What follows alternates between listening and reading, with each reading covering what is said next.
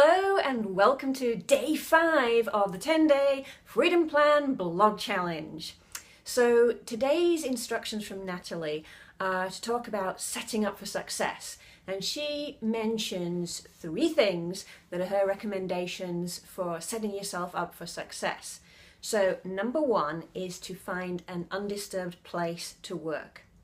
Number 2 is to be very clear on what you're going to do. And number 3 is to use the Pomodoro technique. So I'm going to talk about these in the reverse order, starting with the Pomodoro technique.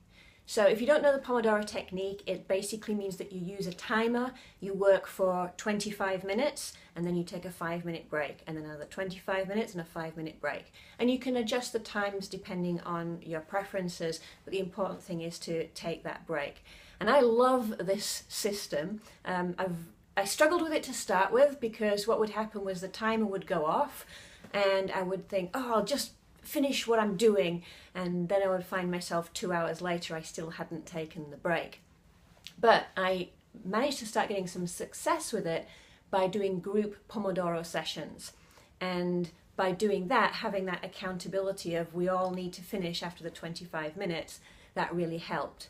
And I do this quite a bit at Ginza Hub, the co-working space where I do quite a bit of my work.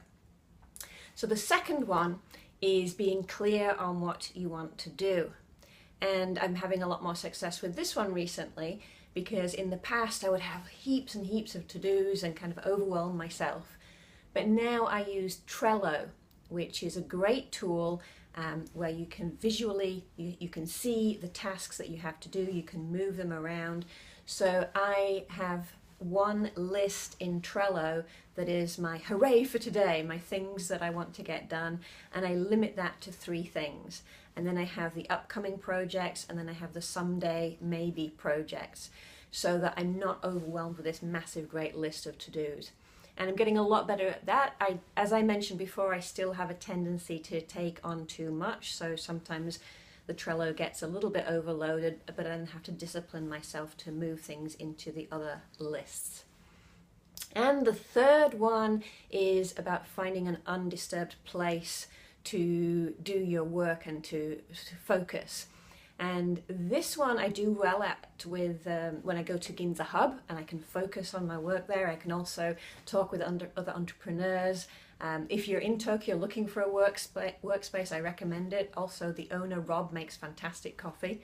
So that's good. But the problem is when I'm at home, I do have a tendency to do a cheeky little bit of extra work, maybe sitting on the sofa or something. I'll just have a little look and just do a little bit more. So I want to get out of the habit of doing that. So that's my main thing I want to work on. So what about you?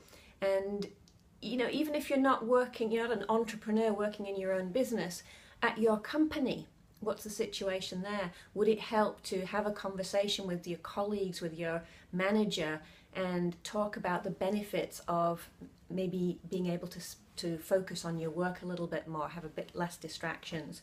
And if you do have that conversation, make sure that you talk about it from their perspective. What's the benefit to them of you being able to have a little bit of focused time to really get your best work done?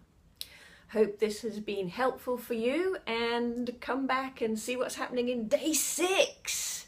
Bye!